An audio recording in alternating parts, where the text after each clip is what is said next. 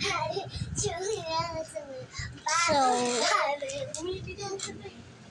ngayon, mag-ano tayo? Magro-Roblox.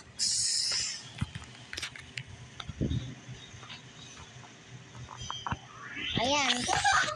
Comment kayo kung ano paborito nyo. Paborito nyo laro. Saan dyan na maingay?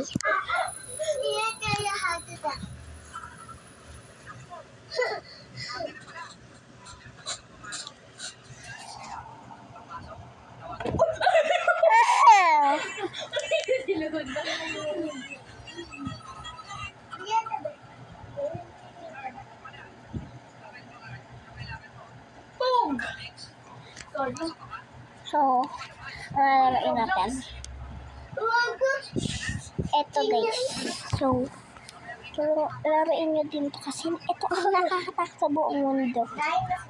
So, parang niya ay start survey. Ano sabi ng survey? Ganon. Boogs. Ganyan siya.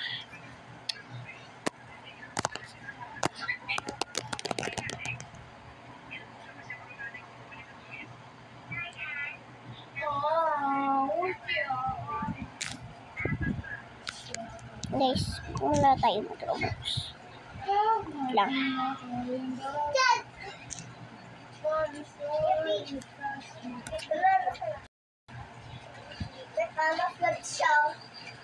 Tapos wait lang.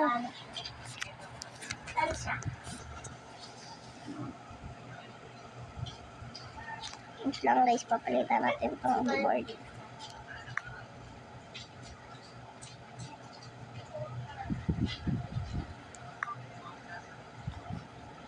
Lang guys, tigil nyo.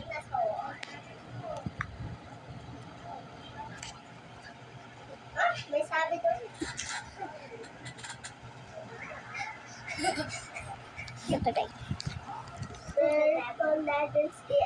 Lang. Itatapan na si Sura. Itatapan niya. Itatapan.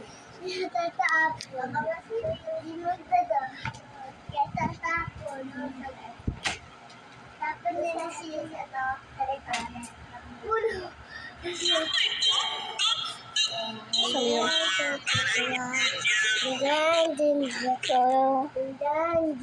Nanonood tayo ng Queen Rods na mga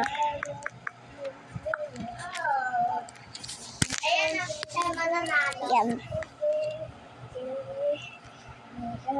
Load pa. Yan. Manonood tayo ng manonood tayo ng Is to Impress. So, Fashion Famous. Yun. May bago siya guys. Grabe guys, sobrang init na talaga ngayong summer. Tingnan nyo naman guys yung araw, tirik na tirik. Parang galit. Tumutulo na tuloy itong pawis ko at pati yung kilikili ko, umiiyak na din. Bago pa bumaha ng pawis dito, simulan na natin itong showdown.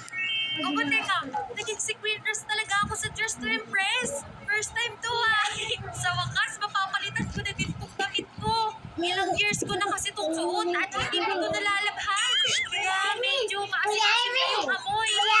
Teka, si Boss El po yun. Boss El! Hindi niyo naman sinabi nandito. Ay, maling Boss El pala to. Chinese ata to kasi ang liit-liit ng mata. Walang kaalam-alam. Akala ko naman magiging si Queen Ross na ako sa Dress to Impress.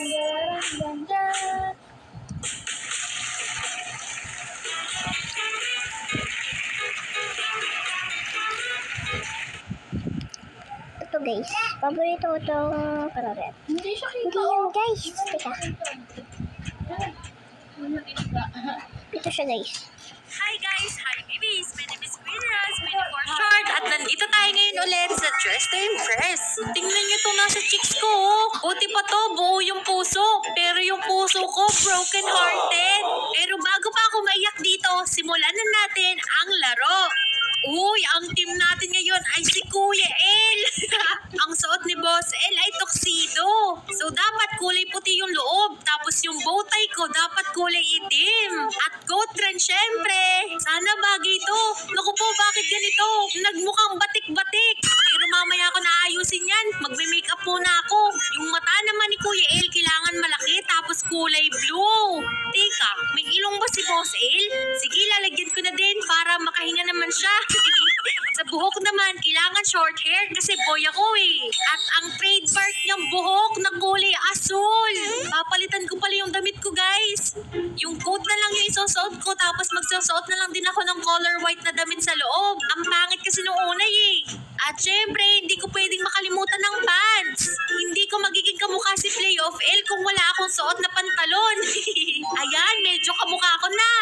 At hindi rin pwedeng kalimutan ng bow tie. Pero dahil walang ribbon, itong choker na lang ilalagay ko at gagawin kong color black. Sa sapatos naman, hindi ko alam kung nagsusuot ba ng sapatos yun eh. Ito na lang din para all black. Hindi pala ako satisfied dito sa kulay ng buhok ko. Kailangan kong baguhin. Kulay light blue pala yung buhok ni Boss El. Akala ko dark. At yung makeup, ayusin ko rin. Yung kilay niya, kailangan mukhang galit. Tapos ang kulay naman ng eyebrows niya, kulay pula. Uy, favorite color ko yun ah. Siguro crush niya din ako. Yung color ng eyes, papalitan ko na din. Kakulay naman ng buhok ko para bagay. Teka, kailan pa nagsuot ng kulay pink si Boss El? Hindi niya ata kilala si Kuya El. And hello guys, my name is El and welcome to my gaming channel. And for today's video ay naglalaro tayo ng Dress to Impress. O diba, ang galing-galing ko, pati yun gaya ko. Uy Boss El, ikaw ba yan? Kulay ng damit, check. Kulay ng buhok, check. Kaso hindi tuxedo yung suot niya eh. Kaya 3-star lang sa akin. Kulay ng damit, check. Naka-tuxedo, check. Kulay ng buhok, check. Kaso bakit long hair? Oh, kailan pa nagsalamin si Boss El? Ano yan? Kalahating Boss El tapos kalahating Queen Ral? Ano yan? Baka ito si Kuya El Yen. Uy, ako ang may pinakakamukha sa crush ko. Sana mapansin na niya ako dito. Lapitan natin tong pangalawang Boss El. O tika, bakit pinapaamoy mo sa akin yung kilikili mo? Siyempre ako din no, amuyin mo to. Ay, nakakahiya. Putas pala yung damit ko. Siyempre, kung merong team na Play of L, meron ding team na Queen Raz. Hindi na kayo mahihirapan sa damit ko ha, kasi pants lang yun at saka t-shirt. Pero mahirap din pala, wala palang t-shirt dito na katulad ng suot ko. Kaya mag-improvise na lang tayo. Si Queen Raz naka-rubber shoes ha, tapos kulay puti lang lahat. Ayan, kailangan ko palang lagyan ng sleeves tong damit ko kasi makikita yung kilikili ko. Ito na lang oh, para tuloy ako si Cinderella. Teko, kumukha kami ng damit guys. At syempre, hindi pwedeng mawala ang bag ni Queen Raz para lagi may lalagyanan ng baon. At dahil malabo ang mata ni Queen Raz, kailangan hindi nyo makakalimutan ng salamin ha. Wala nung bilog na may butterfly eh, kaya ito na lang kahit mukha akong teacher. For the hair naman, kailangan simple lang tapos mahaba. And change to color brown kasi yun yung buhok ni Queen Raz eh. Kamukha ko na ba? Guys, may nakita pala ako ditong damit sa BIF na may buttons. So ito na lang isusuot ko para mas kamukha ng damit ko talaga sa Roblox. Pinalitan ko lang yung kulay ng buttons sa kulay black. Tapos yung t-shirt, ginawa kong red. Oh, ayan, perfect na. Tignan ko nga din yung mga ibang players kung ano yung damit nila. Ay, naku po, mas maganda pa to kay Queen Raz eh. Tignan nyo guys, kapag nakatabi ko sa kanya, mukha niya akong nanay at mukha ko siyang baby. Wow, ito kamukha din ni Queen Raz tapos nakasalamin din. Ang gagaling niya naman. Wait a minute, kaping mainit. Kailan pa naging alien si Queen Raz? Mali ata siya nang na-search. Excited na akong makitang rumampa ang mga kamukha ko. Let's go! Wow, ako talaga inuna ha. Hi guys, hi babies. My name is Queen Raz, Queenie for short. Kulay ng sapatos, check.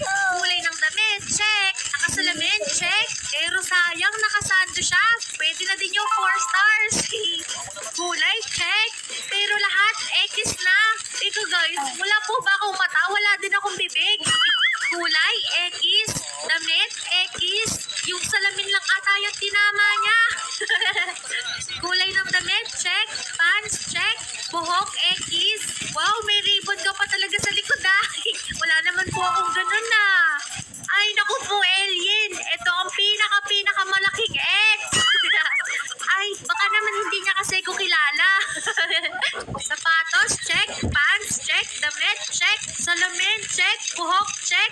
Bag, check. Dahil dyan, 5-star ka sa akin. Mas mukha ka pang Queen Rose kaysa sa akin eh. Yay! Nanalo pa rin ako! Siyempre, kapag hindi ako nanalo dito, nakakahiya. Ako yung team eh, tapos hindi ako mananalo. Uy, first time kong matatry tong diva na team ha. At dahil nagsasawa na din ako sa puro colors, magtatry naman ako ng pattern. At ang bet kong pattern ngayon ay denim. Teka, baka malaglag yung damit ko, kaya maglalagay ako ng strap. At syempre, magtatry din ako ng bagong skirt. Papalitan ko din ng pattern para mukhang terno. Kapag diva ka, dapat maganda yung suot mo at dapat meron kang mga gold. Isusuot ko na lahat to, hiram lang naman eh. Ay, hindi pala bagay yung mga nasa arms ko, tatanggalin ko na lang. Ito na lang, gold heart chain. O, di ba? At maglalagay din ako ng fishnet. Teka, fishnet ba tawag dito? O, legnet. Magta-try din ako magsuot ng boots. Sa pattern naman, pipiliin ko yung medyo malapit sa color blue. Ayan, perfect! Parang sasayaw lang ah. Naku po, diva, baka makalimutan mo ang buhok. Magta-try din ako ng buhok na hindi ko pa nagagamit. Ang dami kasi ditong wig eh, tapos hindi ko pa natatry lahat. At maglalagay din ako ng bangs. Ay, ano ba yan? Ang bagal-bagal naman ang internet namin. Ayan! Change color lang para magkamukha. Uy, perfect illustration ko ah. Ang galing mo naman. Ay, magpapalinis muna pala ako ng kuko. Gusto ko yung kulay red para matapang. Magbayad ka na ha? Ang dami-dami mo ng utang sa akin, Queenras. La, wala akong naririnig. Oops, wala pa pala akong bag. Wala akong mapili sa closet, kaya kukuha muna ako dito sa may code. Uy, first time ko ito magagamit ah. Papalitan ko na lang yung kulay para magbagay sa damit ko. Guys, kalma. Ako lang to, si Ate Queenras. Simple but diva. Teka, parang artista to sa Korea. Oo, siya pala yun. Ay, teka, ano ba tong diva na to? Nakakatakot naman. Parang makukulam. Ito naman, parang nataranta na siya sa time. Tapos pinindot niya na lahat ng pwedeng pindutin. Oo, si hyperpigmentation. Ang galing-galing mo talaga at sobrang creative. Dahil dyan, 5-star ka sa akin. Uy, nanalo tayo at kasama natin si Apate-Pate. Oh guys, maraming salamat sa lahat ng sumama sa akin at mga nakalaro ko. Huwag niyo kalimutan mag-like, mag-comment at mag-subscribe. Bye-bye! Pag ako'y na-accept, kaya dumiretso na ako sa upuan ko.